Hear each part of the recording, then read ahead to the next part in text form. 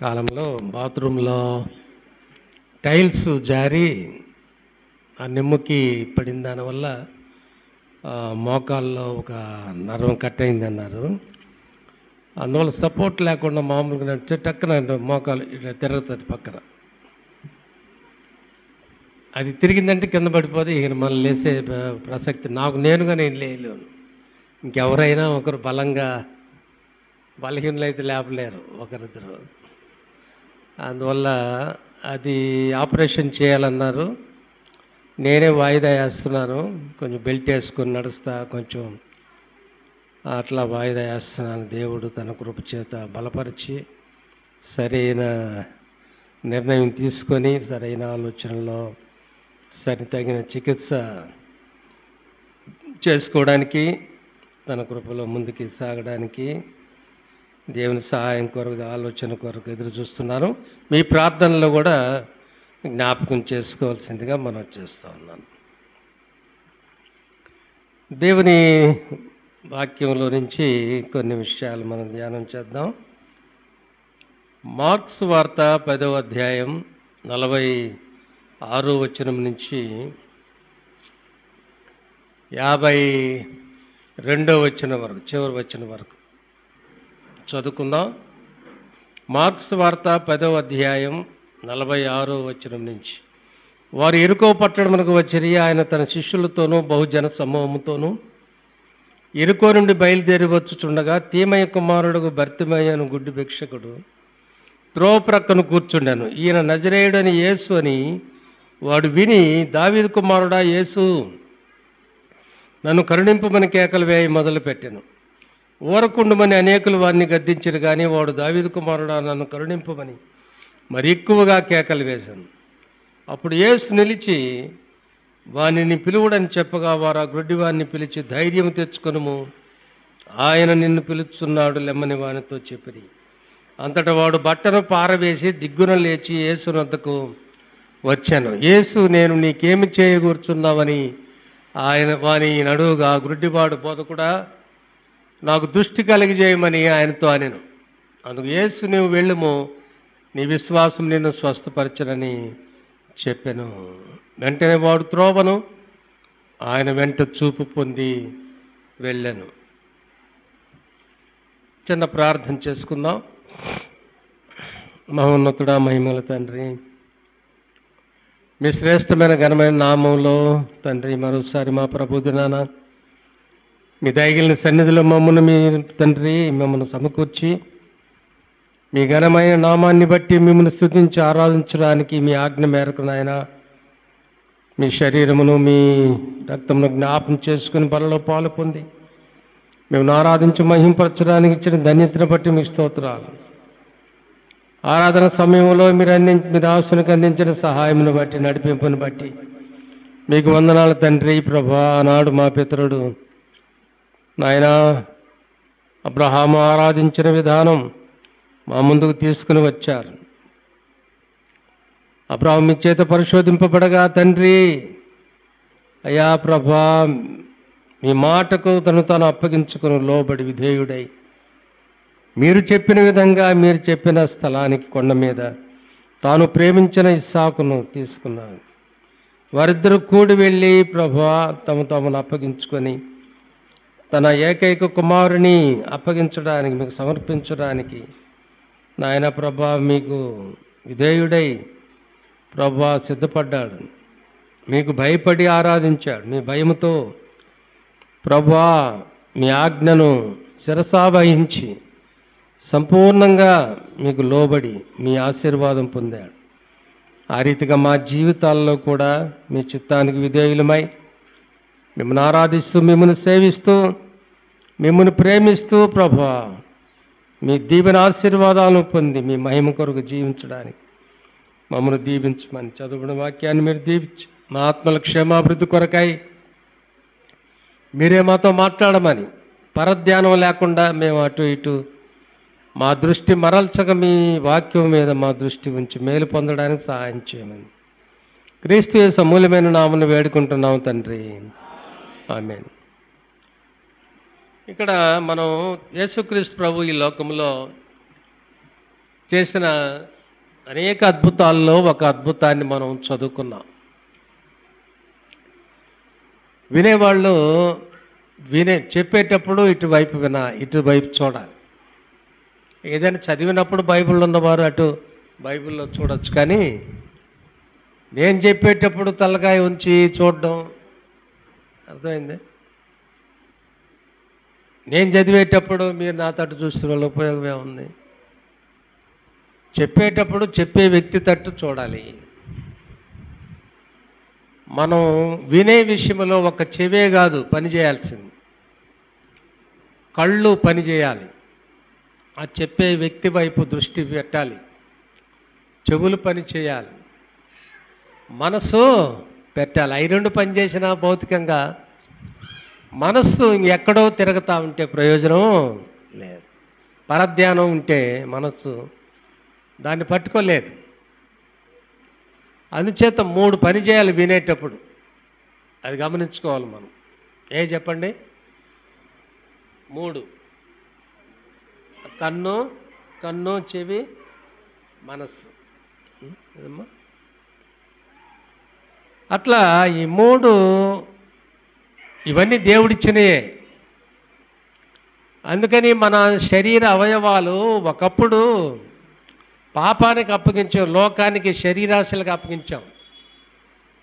ఇప్పుడు నీతి సాధనాలుగా దేవుని మాటలు వినడానికైతేనేమి, దేవునికి లోబడ్డానికైతేమి, దేవుని పిల్లగా జీవించడానికి ఇదే శరీరాన్ని, ఇదే అవయవాలు అప్పగించుకుంటే దేవుడు మనల్ని దీవిస్తాడు. మన దేహం దేవుని ఆలయం, ఆయన మన దేహం ద్వారా పనిచేస్తాడు. లోకంలో ఆయన కనబడాలంటే, ఆయన ప్రేమ ఇతరులు చూడాలంటే మన దేహం పనిచేయాలి. అలాగూ ఒక అద్భుతాన్ని దేవుడు ఈ లోకంలో శరీరధారిగా ఉన్నప్పుడు ఆయన చేసిన అద్భుతాల్లో మనం చూస్తాం. ఆయన ఇప్పుడు కూడా యేసు ప్రభు 2 విషయాల కొరకు చేశాడు. అద్భుతాలు ఎందుకు చేశాడంటే, ఒకటి తండ్రిని మహిమపరచడానికి. పిల్లల తట్టు చూడొద్దు. తండ్రిని మహిమపరచడానికి, దేవుని మహిమ కొరకు చేశాడు. అని ఏ కార్యం చేసినా, ఏ అద్భుతం చేసినా. రెండోది ప్రజల ప్రయోజనార్థం చేశాడు. ప్రజలు ఎన్నో వ్యాధి బాధలు, వ్యాకులత, వ్యాధి, దుఃఖముతో కునారిల్లిపోతున్నప్పుడు, పాపము తెచ్చిన రోగాలతో, ఈ రోగాల పుట్టగా మారిపోతే మానవ శరీరం, మానవ దేహం, ఎంతోమంది వ్యాధిగ్రస్తులు, గుడ్డివారు, పక్షవాయు కలిగిన వారు, కుష్ఠరోగులు, అనేక రకాల సకల వ్యాధిగ్రస్తులు ప్రభు వెళ్ళిన ఆ స్థలంలో అనేకులు ప్రభు దగ్గరకు వచ్చారు. అందుచేత ఆయన స్వార్థ ప్రకటిస్తూ, పరలోక సంగతులు ప్రకటిస్తూ, ఈ మధ్యలో ప్రజలు కలిగి ఉన్న ఆ బాధలు, ఆ రోగాలు, వ్యాధులు కూడా ప్రభు నయం చేశాడు. వారి ప్రయోజనార్థం, వాళ్ళ మేలు కొరకు, వారి దుఃఖాన్ని, బాధను తొలగించడానికి ప్రభు ప్రజల మీద కనికరపడి ఆయన చేసిన అద్భుతాలు. ఆ అద్భుతాలు తండ్రిని మహింపరచడానికి, ప్రజల ప్రయోజనార్థం ఆయన చేశాడు. ఆయన మారని దేవుడు, మాట తప్పని తండ్రి, నిన్న నేడు ఏకరీతిగా ఉన్నవాడు. ఆయా సందర్భాలను బట్టి, మన అక్కర్ని బట్టి, మన బాధను బట్టి నేడైనా కూడా ఆయన మహిమగలిగిన నామములో మనం ఆయన తట్టు తిరిగినప్పుడు, ఆయన వైపు చూచినప్పుడు, మన అక్కర్ని బట్టి మనల్ని కూడా ఆదుకోవడానికి చాలినవాడు, శక్తిమంతుడు. ఇక్కడ మనం చదువుకున్న వాక్య భాగంలో ఒక గుడ్డివాడిని స్వస్థపరిచాడు. 46వ వచనంలో, వారు యెరికో పట్టణమునకు వచ్చిరి. ఆయన తన శిష్యులతోనూ బహుజన సమూహముతోనూ యెరికో నుండి బయలుదేరి వచ్చుచుండగా, తీమయి కుమారుడుకు బర్తిమయ్యను గుడ్డి భిక్షకుడు త్రోవ ప్రక్కను కూర్చుండెను. ఎక్కడ కూర్చోన్నాడమ్మా? ఆ బర్తిమయ్య అనే గుడ్డివాడు త్రోవలో ఉన్నాడా? లేడు, త్రోవ ప్రక్కన కూర్చో ఉన్నాడు.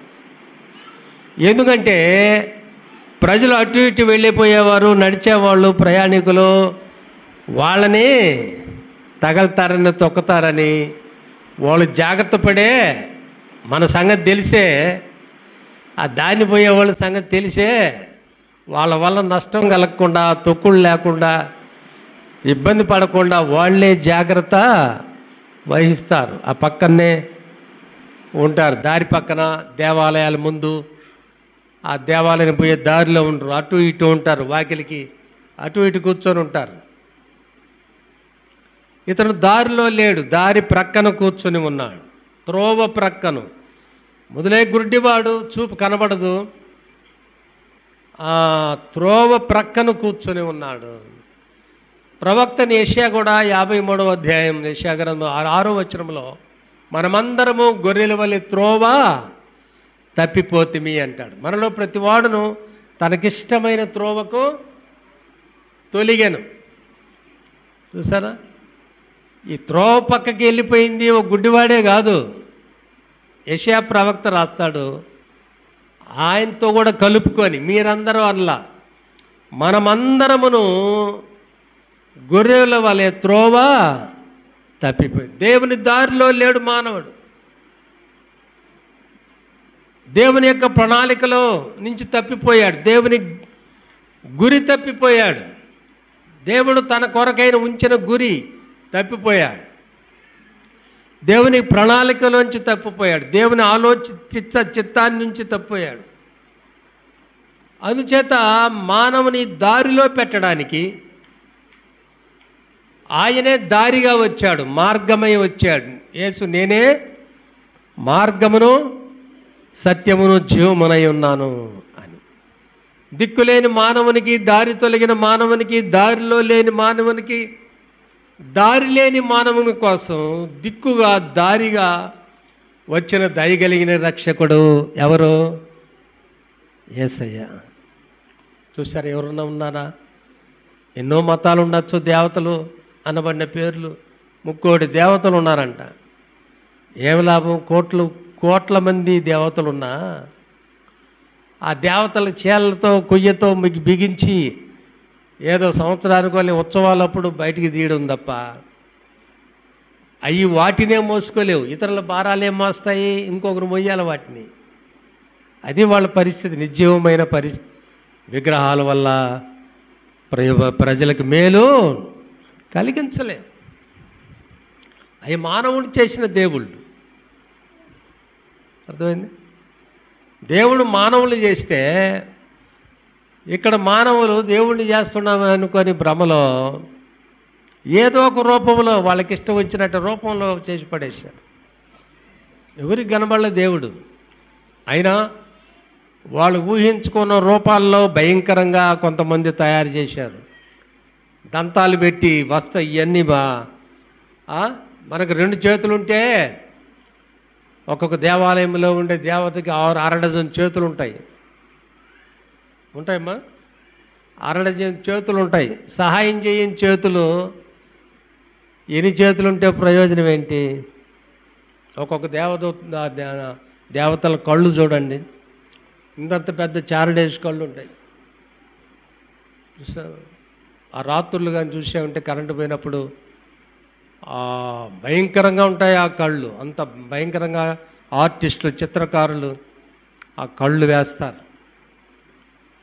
ఈ కనబడని చూపు లేని కళ్ళు ఎంత సైజు ఉంటే ప్రయోజనం ఏందమ్మా? మన కళ్ళు ఎంత సైజు? ఏనుగు కళ్ళు ఎంత సైజు ఉంటుంది? దాని బాడీ ఎంత? ఏనుగు బాడీ. కన్ను దాని శరీరం అంతా ఆ సైజు, దాన్ని బట్టి ఏమన్నా ఉందా కన్ను అంటే? లేదు. మన కళ్ళులాగే చిన్న అంత ఉంటుంది. అయితే కనబడిన కన్ను ఎంత సైజు ఉంటే ఏం ప్రయోజనం? అర్థమైందే? కొన్నిసార్లు సూర్యగ్రహణం వల్ల ఆ దేవతలకి వాళ్ళకి ఆ రోడ్డు పక్కన ఉండే విగ్రహాలకి ఆ చూపు తగ్గిపోద్దని కావాలి గుడ్లు కట్టి పెడతారు వాళ్ళు. అది చూడు, అది ఆ వదిలే చూపు లేకపోయా ఈ గుడ్డ ఎందుకు చూపు పోయేదే ఉంది? ఇంకా చూపు ఉండేవాడికి ఏమన్నా దాన్ని చూస్తే, సూర్యుని చూస్తే చూపు తగ్గుతుందేమో, కానీ అసలు చూపు వెళ్ళేరే బొమ్మకి నల్ల గుడ్డ కట్టి పెడతారు చాలా చోట్ల. ఎంత మానవుడు దేవుని గురించిన అవగాహన లేకుండా దేవుడిచ్చిన జ్ఞానాన్ని ఆ వికృత రూపంలో తయారు చేసుకున్నాడు దేవుణ్ణి.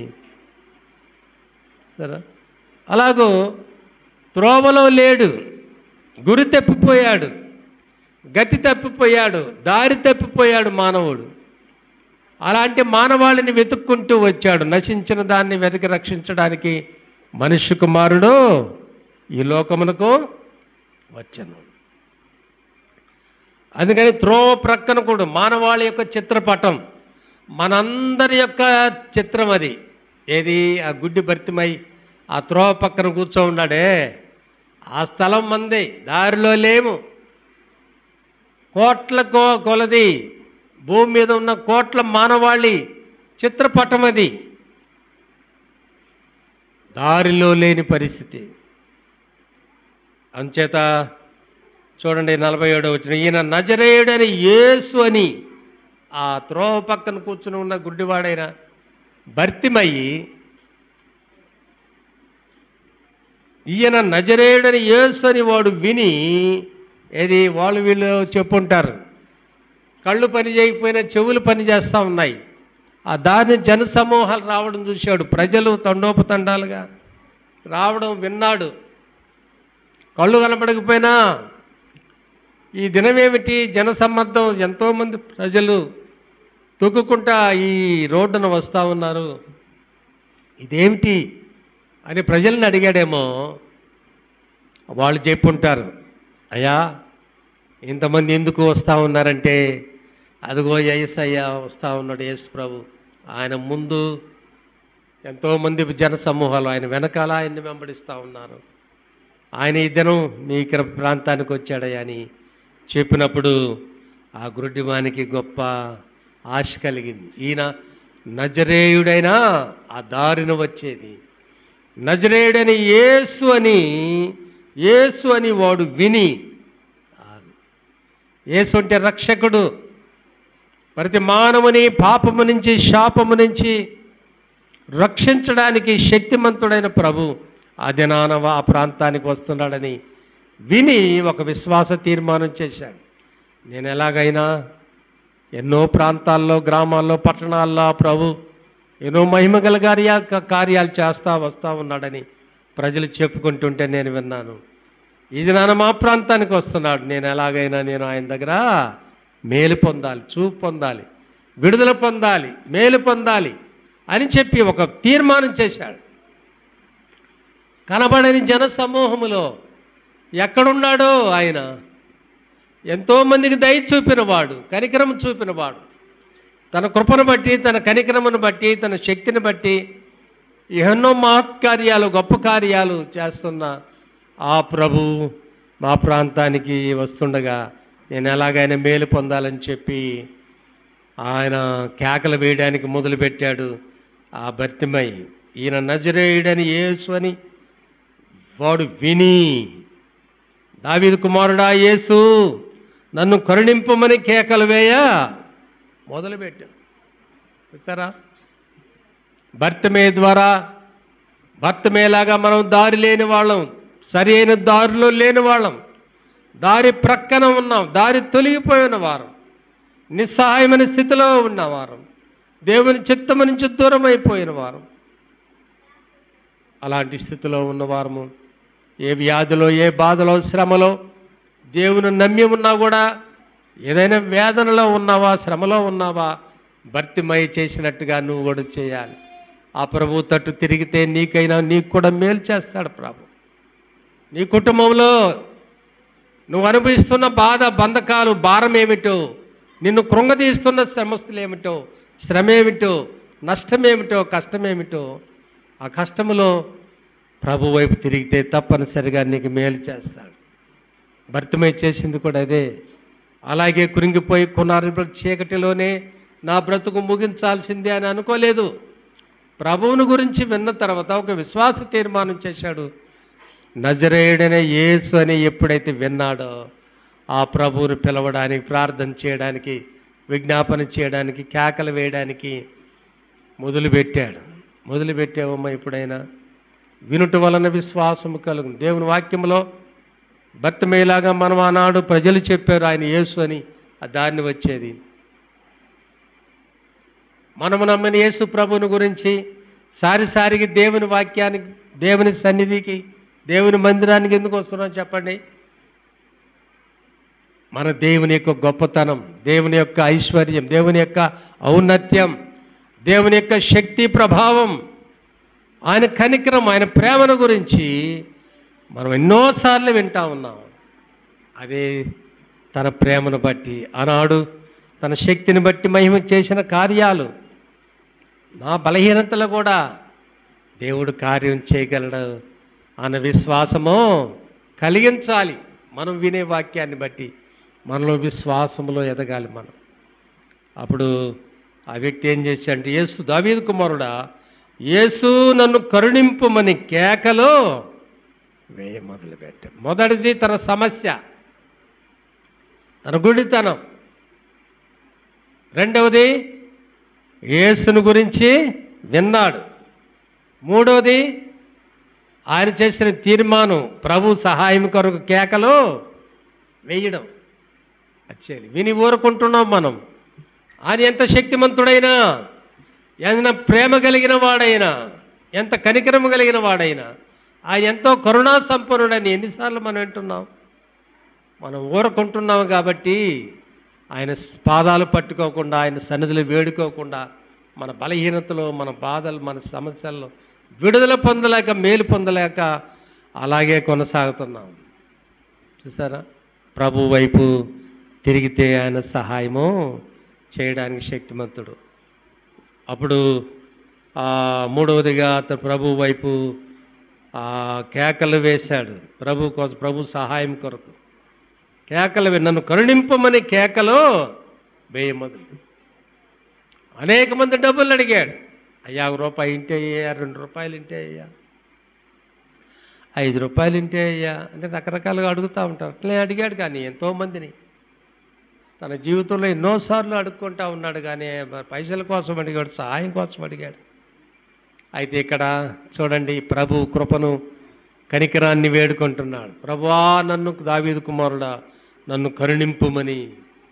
ఆయన కనికరమును బట్టి నాకు మేలు జరుగుతుంది. తన కనికరమును బట్టి నాకు మేలు చేసే దేవుడు ఆయన. సరే, ఎవరి పట్ల ఆయన మేలు చేయడం అంటే ముందుగా ఆయన హృదయములో మన పట్ల కనికరము కలిగిన దేవుడు ఆయన. తన ప్రేమను బట్టి చేస్తాడు, తన కనికరమును బట్టి చేస్తాడు. ఎవరైనా సహాయం అడిగితే ఒక 50 రూపాయలు అంటే, ఒక 100 రూపాయలు అంటే ఏదో ఇస్తాం. కనికరమును బట్టి కాదు, ఏదో వాళ్ళ మీద ప్రేమను బట్టి కాదు, ప్రేమ లేకపోయినా ఏదో ఒకటి ఇస్తాం. అయితే మన పట్ల దేవుడు ఏ విధంగా కార్యాలు చేస్తాడంటే, ఆయన సహాయం ఎలాగ ఉంటుందంటే, మన పట్ల ఆయన హృదయంలో ఉంటున్న ప్రేమను బట్టి ఆయన చేస్తాడు. మొదట ఆయన సహాయం చేయకముందే నీ పట్ల ఆయనకున్న ప్రేమను మనం గ్రహించాలి. మన పట్ల దేవుడు తన హృదయంలో ఉన్న ప్రేమను బట్టి తన కార్యాలు చేస్తాడు. ఇతరులకు మనం ప్రేమ లేకపోయినా చేస్తాం. అక్కరను బట్టో, మళ్ళీ ఇస్తారనో, లేకపోతే ఏదో ఒక విధంగా మనం చేస్తాం. కానీ అయితే ఆయన ప్రేమ కలిగిన దేవుడు సహాయం చేయకుండా, ఆదరించకుండా, లేవనెత్తకుండా, మనకు విడుదల కలిగించకుండా మనకు ఆయన మౌనంగా ఉండేవాడు కాదు. ఆయన ప్రేమను బట్టి తన కార్యాలు చేస్తాడు. అందుకని కేకలు వేస్తూ ఉన్నాడు.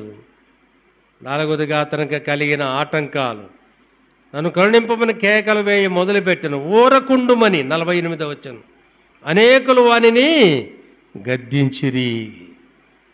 చూడండి, తన గురుడితనములో దేవుడు బాగు చేస్తాడని కేకలు వేస్తుంటే ఆ చుట్టుపక్కల ఉన్న వారు ఏం చేస్తున్నారంటే, కేకలు ఇద్దని వానిని గద్దిస్తూ ఉన్నారు.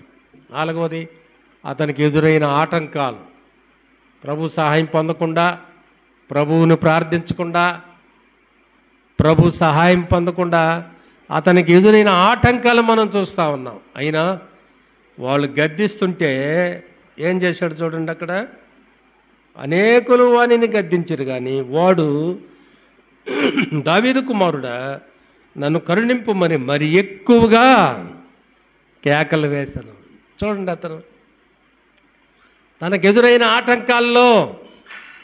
ఆటంకాలను బట్టి ఆగిపోయినవాడు కాదు.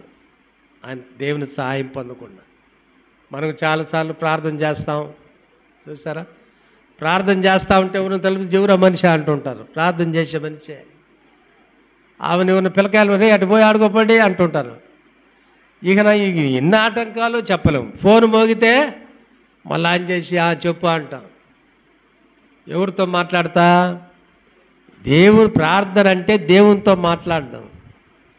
దేవునితో మాట్లాడతా ఫోన్ వస్తే మళ్ళీ మనిషి ఆ కనెక్షన్ దింపుకొని ఈ కనెక్షను ఓపెన్ చేస్తాం.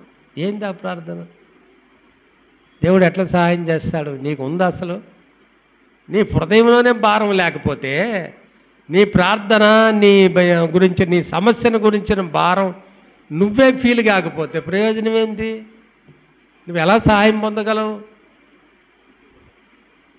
ఆటంకాలు అనేకులంట. ఒక ఆటంకం కాదు, గద్దించినోడు ఒకడు కాదు. ఎన్ని ఆటంకాలు వచ్చినా ఏం చేశాడంటే మరి ఎక్కువగా ఆటంకాలను అవకాశాలుగా తీసుకుంటున్నాడు. వాళ్ళు గద్దించే కొద్దీ ఇంకా పెరుగుతుంది. అతని వాయిస్ ఇంకా పెరుగుతుంది, కేకలు ఇంకా పెరుగుతున్నాయి. చూడండి, కేకలు వేసాడంటే ప్రార్థన కొరకు, దేవుని సహాయం కోసం, ఆ చీకటి జీవితంలో నుంచి, గుడ్డితనంలోంచి విడుదల పొందడానికి కేకలు వేశాడు. అనేకసార్లు మన కుటుంబాల్లో సమస్యలు వచ్చినప్పుడు, ఇబ్బందులు వచ్చినప్పుడు, మా పాప మా ఆడుకోబాకండి ఇప్పుడు చూడండి, సమస్యలు వచ్చినప్పుడు మనం ఏం చేస్తాం తెలుసా? అతను దేవుని సహాయం కొరకు కేకలు వేస్తే, కుటుంబంలో కొన్నిసార్లు ఫ్యామిలీలో సమస్య వచ్చినప్పుడు భార్యాభర్తలు కేకలు వేసుకుంటారు. దేవుని సన్నిధిలో కాదు, వీళ్ళు ఒకరి మీద ఒకరు, నువ్వేందమ్మా, నీ వల్లమ్మా నాకు ఇది వచ్చిందే, కాదయ్యా నువ్వే చేసావు, నీ పొరపాటు, నీ వల్ల వచ్చిందని ఒకరి మీద ఒకరు కేకలు. లేకపోతే పిల్లకాయలు వంటి పిల్లకాయల మీద కేకలు. చూస్తారా? ఆ గుడ్డివాని ద్వారా నేర్చుకోవాల్సిన ఇంకొక విషయం ఏమిటంటే, సమస్య వచ్చినప్పుడు మొట్టమొదటిగా ప్రభు వైపు తిరిగాడు. ఆటంకాలు వచ్చాయి, వాటిని అధిగమించాడు. సరే, తరువాత ప్రభు సహాయం కొరకు కేకలు వేశాడు. ప్రభు విజ్ఞాపన కేకలవి, ప్రార్థనా కేకలు, మనం వేసుకునే కేకలు కాదు. అందుకని కుటుంబాల్లో సమస్యలు వచ్చినప్పుడు మనం కేకలు వేసుకోకూడదు, భార్యాభర్తలు కేకలు వేసుకోకూడదు, తల్లిదండ్రులు పిల్లలు కేకలు వేసుకోకూడదు. వాటిని ప్రార్థనగా మార్చుకోవాలి, వాటిని విజ్ఞాపనగా మార్చుకోవాలి. దేవుని సన్నిధిలో కేకలి, అంగలార్చు, వేదనతో ప్రార్థించు. ప్రభు తప్పనిసరిగా మేలు చేసేవాడు ఆయన. మనం కేకలించుకున్నాళ్ళు ఏం తెగదు, దానివల్ల ఏం ప్రయోజనములే. ఇంకా కోపంలో, ఆ కేకల్లో కోపం యాడ్ అయిందనుకో, ఇంకా స్ట్రాంగ్గా ఉంటాయి మాటలు.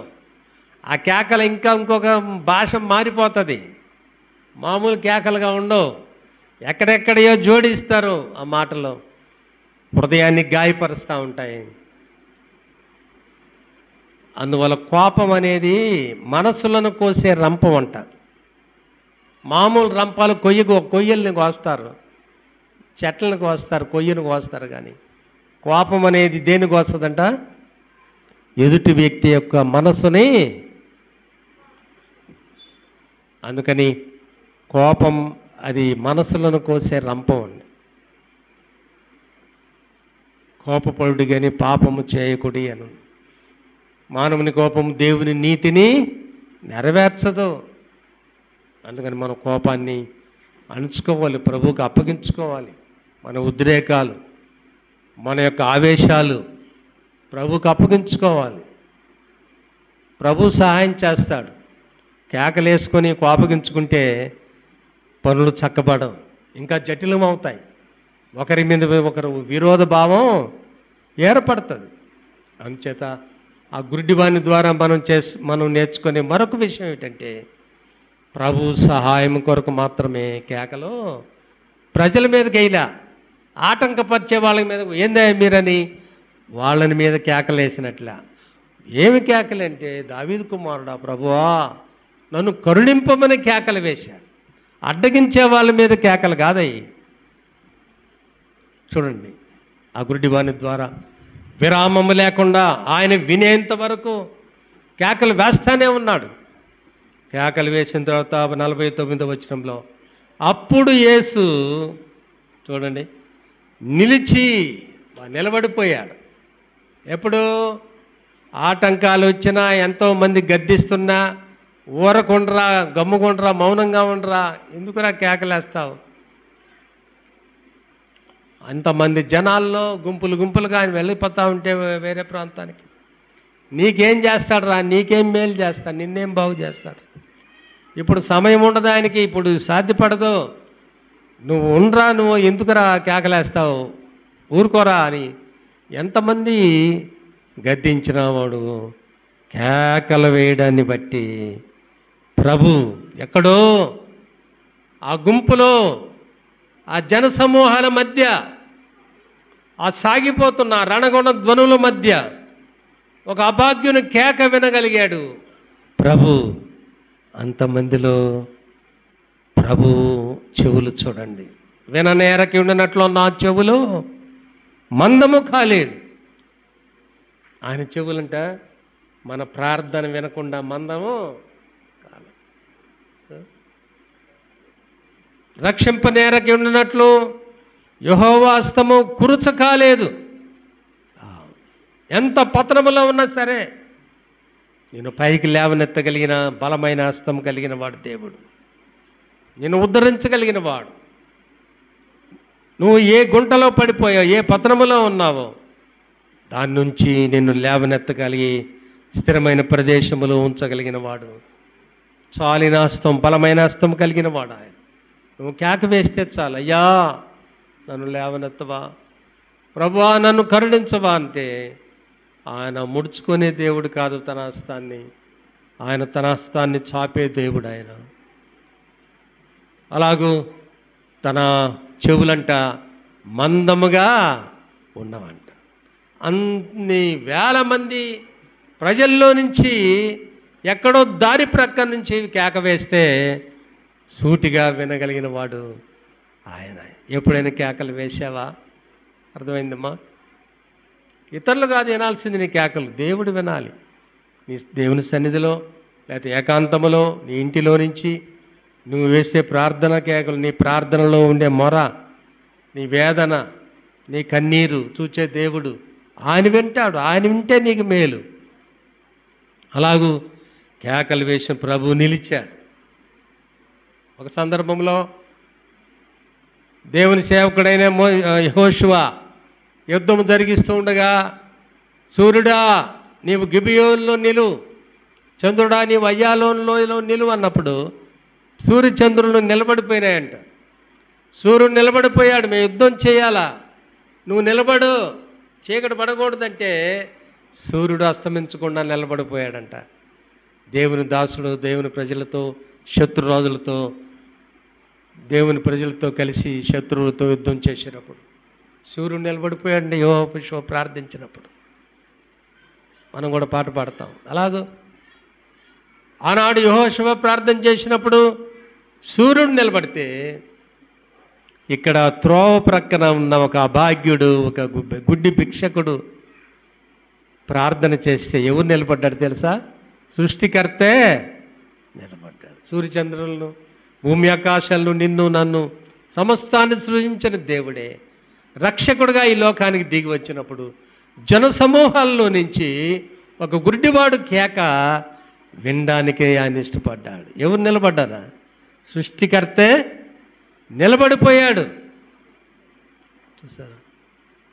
నిలిపేవా నీ ప్రభువుని నీ ప్రార్థన కేకల చేత, నీ విజ్ఞాపన చేత, భారముతో నువ్వు చేసే నీ ఇంటిలో ఉన్న సమస్యలను బట్టి, నీ పని బాటలు ఎదుర్కొంటున్న నష్టాన్ని బట్టి, కష్టాన్ని బట్టి,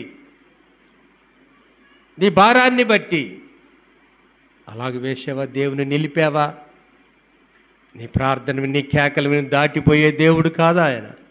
ఆనాడు జన సమూహాల్ని దాటిపోలేదు ఒక గ్రుడ్డివాని కేక విని. చూడండి 112వ కీర్తనలో ఒక మాట ఉంది. 112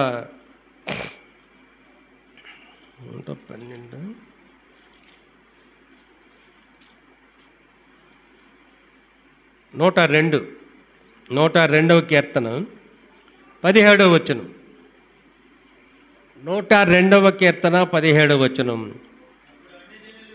102వ కీర్తన 17వ వచనం. ఆయన దిక్కులేని దరిద్రుల ప్రార్థన నిరాకరింపక వారి ప్రార్థన వైపు తిరిగి ఉన్నాడు. చూడండి, ఎటువైపు తిరిగి ఉన్నాడంట? దిక్కులేని దరిద్రుల ప్రార్థన నిరాకరింపక. నీ ప్రార్థన నిరాకరించే దేవుడు కాదమ్మా. నువ్వు ఏ బలహీనతలో ఉన్నా, నువ్వు ఏ స్థితిగతిలో ఉన్నా, ఎవరు పట్టించుకోని స్థితిలో ఉన్నా, ఎంతో వేదనలో కృంగిపోయి ఉన్నా, నీ ప్రార్థనను తృణీకరించే దేవుడు కాదు. అది చూడండి, ఆ అభాగ్యుడు కేక వేస్తే ఆగిపోయాడు, ఆయన నిలిచిపోయాడు. అందుకని దరిద్రుల ప్రార్థన నిరాకరింపక, దిక్కులేని దరిద్రుల ప్రార్థన నిరాకరింపక వారి ప్రార్థన వైపు తిరిగి ఉన్నా. నీ ప్రార్థన వైపు తిరగడానికి ఆయన సిద్ధంగా ఉంటే ఆయన నువ్వు ఇంకొక దిక్కుకు తిరుగుతున్నావు. ఆ పని బాటలు దాది ఇది అడ్డమైన పనులు విని అసలు ప్రార్థన చేసి ఆయన సహాయం పొందలేకపోతున్నావు. అలాగూ ఆ గుడ్డివాడు కేక వేసినప్పుడు ప్రభు నిలిచాడు, వానిని పిలువుడని చెప్పగా వారు ఆ గుడ్డివాడిని పిలిచి ధైర్యము తెచ్చుకొనమంటున్నారు. ఏది? ఆ ఆటంకపరిచిన వాళ్ళు మౌనంగా ఉండమని, నీ కేకలు ఆపరా, మౌనంగా ఉండరా, ఆయన ఇప్పుడు సాధ్యం కాదురా, ఇన్ని వేల మందిలో నిన్ను పట్టించుకుంటాడంటరా అని చెప్పిన వాళ్ళే ఎప్పుడైతే యేసు ప్రభు వాని కోసం పిలిచాడో ఆ చుట్టుపక్కల ఉన్న వాళ్ళంతా ఏం చేశారు తెలుసా? దగ్గరికి పోయి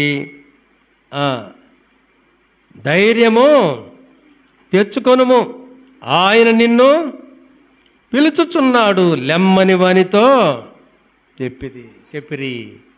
ఆటంకపరిచిన వాళ్ళే, లేవకుండా అరవకుండా చేసిన వాళ్ళే, చేయడానికి ప్రయత్నించిన వాళ్ళే ఇప్పుడు ఏం చేస్తున్నారంటే వాడిని లేవనెత్తడానికి ప్రయత్నిస్తున్నారు, వాడిని ప్రభు దగ్గరికి తీసుకుపోవడానికి సహాయపడుతున్నారు,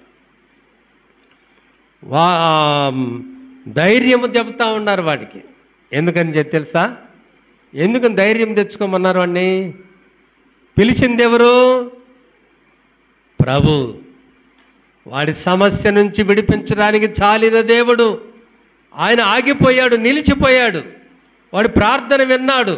ఆయన విన్నాడు అంటే, ఆయన పిలిచాడు అంటే ఎట్టి సమస్య అయినా తీర్చగలడు, ఎటువంటి మేలైనా చేయగలడు. అది వాళ్ళకి తెలుసు. ఆయా గ్రామాల్లో, ప్రాంతాల్లో కళ్ళతో చూస్తూ ఉన్నారు వాళ్ళు. ఆయన దయగలిగిన కార్యాలు, మహిమ కలిగిన కార్యాలు, శక్తి కలిగిన కార్యాలు కళ్ళారా చూశారు వాళ్ళు. అందుకని కలిగింది ఎవరికి కలిగింది? ధైర్యము తెచ్చుకోమంటున్నారు వాళ్ళు. సరే, ఎవరికైనా చెప్తున్నాం మనం? చెప్పామా? ముందుగా నమ్మిన వాళ్ళం, ముందుగా ప్రార్థన సహాయం పొందిన వాళ్ళం, ముందుగా దేవుని శక్తిని, ఆయన మహిమను ఎరిగిన వాళ్ళం. బలహీనులైన వారిని ధైర్యపరచాలి, వారికి బాధలో, శ్రమలో ఉంటున్న వారిని దర్శించాలి. ధైర్యం తెచ్చుకో, ప్రభు ఉన్నాడు. అమ్మా, నువ్వు బాధపడబాకు, మందిరానికి రా, వస్తుండు దేవుని సన్నిధానానికి, నువ్వు నమ్మకంగా రా, ప్రభు ఆరాధనకి రా, మందిరానికి రా అని ధైర్యపరచాలి నమ్మిన వాళ్ళు. ముందుగా ప్రభుని ఎరిగిన వారు, నామకార్థులుగా బలహీనులుగా ఉంటున్న వారిని, వెనకబడిన వారిని ప్రోత్సహించాలి, ధైర్యపరచాలి, ప్రభు సన్నిధికి తీసుకురావాలి, ధైర్యం చెప్పాలి. సరే, ధైర్యంగా ఉండు, ప్రభు ఉన్నాడు, ప్రభుని తప్పనిసరిగా నీకు మేలు చేస్తాడు, కృంగిపోవద్దు అని ధైర్యం చెప్పేవాళ్ళంగా ఉండాలి. 50వ వచనం, అంతటా వాడు బట్టను పారవేసి, ఎప్పుడైతే ధైర్యం తెచ్చుకోమన్నారో ఆయన దగ్గర పోదాంరా ప్రభు పిలుస్తున్నాడని చెప్పారో, వాడు అంతకు మనకు అన్ని సంవత్సరాలు వాడి దగ్గర ఒక గుడ్డ ఉంది, పెద్ద బట్ట. ఏ ఈదిలో కూర్చున్నా, ఏ ఈది పక్కన కూర్చున్నా, దేవాలయం పక్కన కూర్చున్నా దాన్ని ముందు పరుచుకుంటాడు. ఆ ముందు పరుచుకుంటే దాన్ని పోయేవాళ్ళు ఆ పరుచుకున్న గుడ్డ మీద నాణ్యాలు వేసిపోతూ ఉండేవాళ్ళు. అవన్నీ జవురుకొని మూట కట్టుకుంటే వాడికి సహాయం చేసే వాళ్ళకి వాళ్ళ చేతికి ఇస్తే వాడికి భోజనం పెట్టేవాళ్ళు, అవి ఇవి తెచ్చిచ్చేవాళ్ళు. అట్లా జీవనం సాగిపోతూ ఉంది. అది మంచి ఆధారం వాడికి. అర్థమైందే? చేయి జాపితే విసిరేసేవాళ్ళు విసిరేస్తుంటే ఏడబడతాయో. అందుకని వాళ్ళు జాగ్రత్తగా బట్ట ఒకటి సిద్ధం చేసుకున్నాడు, వాడు ముందు పరుచుకున్నాడు. ప్రభు పిలుస్తున్నాడని చెప్పగానే వాడు సంపాదనకు, వాడికి నాణ్యాలు భద్రం చేసుకోవడానికి ఆధారమైన బట్టను పారవేసేసాడంతే. ఇక ఇది నాకు అక్కర్లేదు, నా బాగోగులు చూసుకుంటాడు, ఆయన నమ్ముకున్నానంతే. ఆయన శక్తి కలిగిన వాడు, ఎన్నో గొప్ప కార్యాలు చేస్తా వస్తున్నాడు ఆ ప్రాంతాల్లో. ఆయనే నన్ను రమ్మన్నాడంటే ఆయనే నాకు దిక్కు, ఆయనే నాకు ఆధారం అనుకున్నాడేమో. ఆ బట్టను తీసి ఆ బట్టను విడిచిపెట్టేశాడు. ఆ బట్టను పారవేసి దిగ్గున లేచి యేసునొద్దకు వచ్చి, ప్రభు దగ్గరకు వచ్చేటప్పుడు ఆ పాత జీవితాన్ని మర్చిపోవాలి, పాపాన్ని విడిచిపెట్టాలి, పాత జీవితాన్ని విడిచిపెట్టాలి. దేవుడు నీకు ఏ మేలు, దేవుడు ఒక నూతనమైన కార్యం చేయాలంటే, నీ జీవితంలో దేవుని ఆశీర్వాదం నువ్వు పొందాలంటే పాత దాన్ని విడిచిపెట్టాలి. దేవుని దగ్గర నుంచి కొత్తది నువ్వు అనుభవించాలంటే, దేవుడు అనుగురించి ఒక నూతనమైన ఆశీర్వాదాలు నీకు కావాలంటే, ఇంకా నీ జీవితంలో ఉండే పాత వాటిని విడిచిపెట్టాలి. పాతది విడవకుండా కొత్త దాన్ని మనము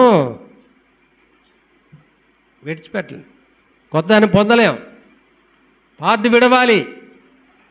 పాతది విడవకుండా మనము దేవుడు అనుగ్రహించే కొత్త వాటిని మనం పొందలేకపోవడానికి, ఇంకా మన జీవితాల్లో అంటిపెట్టుకున్న పాతవి ఆటంకంగా ఉన్నాయేమో, అవి మనం గ్రహించాలి, వాటిని విడవాలి.